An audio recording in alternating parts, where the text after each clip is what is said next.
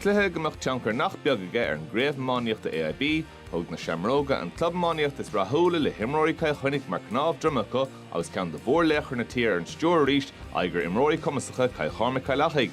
Champíní tríthóras a chéad ní bhálaí, craobh lein na bliana scata agus fearna taithí agus réalta óga. Cucha ar na thiúchas slán.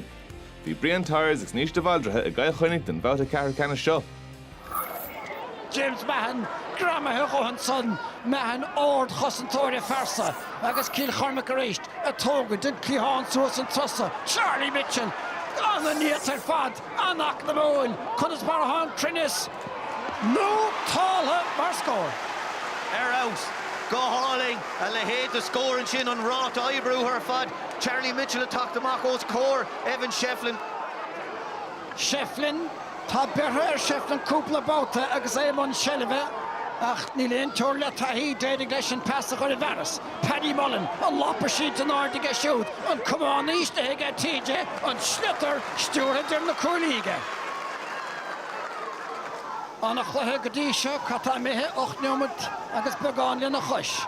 Nis mar sin seolta a gé Mahan agus tá Charlie Mitchell rómha fé láthair de Brian Butler, Sian sagarí Daniel Kilmartin. Crain Díreach a Lord na Parka, Kilmartin a glúiseach an céinar éis Ceannais gorí Charlie. Cúig féidir a stadón sprúk, ceann fachta ónaling se hana hénig aige an tarna ceanna bhachail. Well, fiachna Craobh cúntaithe tá buairt aige Declan Laffin, trícinn de cúntaithe inis tá fisach an óige siúd, bí daoineach de sun. Spain take in the bheithic beagán, agus Craobh go dasla Jack Screeney an tusa sin printe an a hóchtach ar fad aige Jack Screeney. A ríis bacór go méid sin a sucrú na fórna ach go Hurling, ní feicear an uile sin cógéir sa ann beagnach. Sa Cluiche in onad Brecon Cavna ach dhéanaidir Proshacht an Gownson Atara amach an sa, ó códaí agotá sé siúd a feidir chóil tá na cosagéir Tom Spain.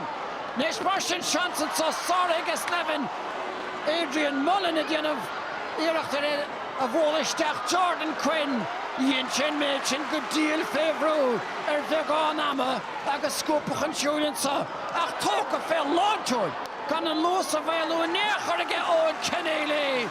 Score on a hóchtach Ceannais agus the Shamróga. Arouse, mar scoring sin aige Ceannais ach a rí sin an rud a bhí me caiid fé cúpla méireann na pasan na díreach leis na cumán a tacht amach. Ró éascaid sin a cosint ach a rí look na bheachar seo mar chans. Nis, Conor Slevin. Ní bhrafa an tom a gimeacht an éachar. Nach man grána sin más grána. Nis mar sin a rí tá dreim láimir a chumán. Poca éidecha. Feidistí go tarachas a chéile agus Conor Mahan an son agus bhí bertha aige Brian Butler ar siúd ach Adam Screeney curtha ina bhanachá. Agus é neadathe go patanta aige Ferrachóna. Yeah, no, the Laighean Mason is sin go má ach orachar Clare chuirse díreach aní achar is sin a stop an fan go bheith seo roiar gúntachar seo fé cé go creinas to bhí an puchin mar Laighean Mason sin go Hurling ag Sean Barna bhí a tastáilúthe. Tá na Shamróga mar a bhíidir sa chéadla ní dóna go léana athú díanta go súd agus cinteomid Kilcormac-Cill Achaidh. Kilmartin mar sin agur sunir an ún saí. Ceann mátá garamach aige Evan Shefflin. Trascaní Liam Barnanis. Cluiche fachtaige ó an dart slot ón Cody. Buaite fé, tá sé sin ar austar fad. Scór luaige ón Cody sa tarna le.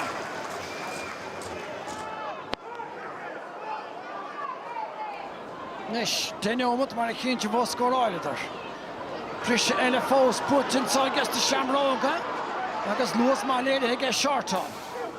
Machan sagarí Richie Reid. Alex Kavanagh curach óige, trasna na Parka. Ronan Corcoran gan míl dá líad aige siúd.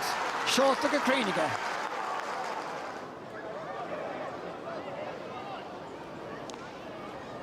An Cluiche suas aige Richie Reid agus a ríis Cody Gairy gan inge a chur isteach ná amach agus tá leadna í bháile híos leis. Sin an dara ceann sa dara leithéig Charlie Mitchell ón imirtá Craobh riil Cody a ríis. Se tá racha dionmh aige. Mullen leis out isteach sa Cluiche dá bhara aige Owen Cody agus a scaile fé lár na páirce ama an a Phointí. Rihiráis tréimh sí maithas a chéad le Kilcormac-Cill Achaidh Jack Screeney and so a choríist Shefflin a chur dá bhaile. Díonta go deasca Conor Mahan agus sin an a Phointí ar fad a bhí tá stáil go dóite. Tá Mitchell beagán las mógóibh ach an teileh a churisteach sin íon rud an tóca go deasca Adrian Mullen. Glúiseacht láistigh agus tá tuisí na páirce go maith an bhar Phointí ar a fós. Yeah, go Hurling an sin ar a Achaidh yes an uair seo rís an slígur Cluiche an puck amach bhí sé dul ar a Achaidh Clay tháinig sé stac ar a Achaidh yes.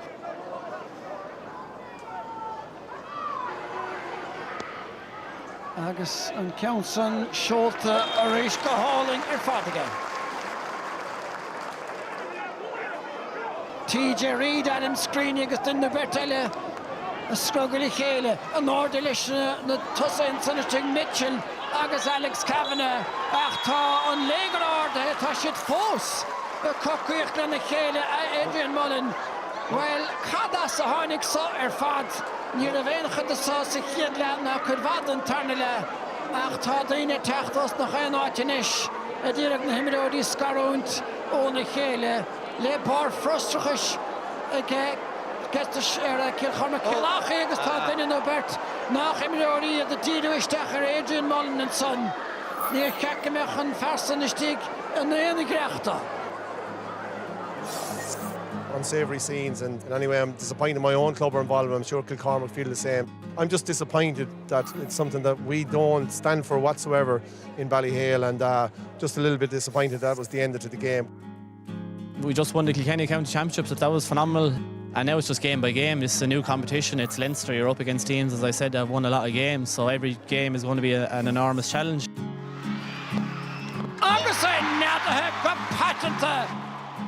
I kind of half expected we weren't going to be all guns blazing in the first half, and I was hoping the second half we would come on. Listen, there's massive respect for Henry, but overall the team has really driven us, but ultimately he leaves it down to the players to dictate what we want from it, so if we want to drive it on, we'll drive it on. But tá sé sin ar aus ar fad. I think that's what we probably love as a team. When our backs are against the wall a bit, we get to go out and prove ourselves, and probably have done that time and time again. And it would have been easy to say, look, we have enough. But I think they were the ones hurting in the dressing room at half-time, and they really drove it on in the second half. I'm just thrilled, because I knew today was going to be a tricky one for us. But I'm delighted we got the victory.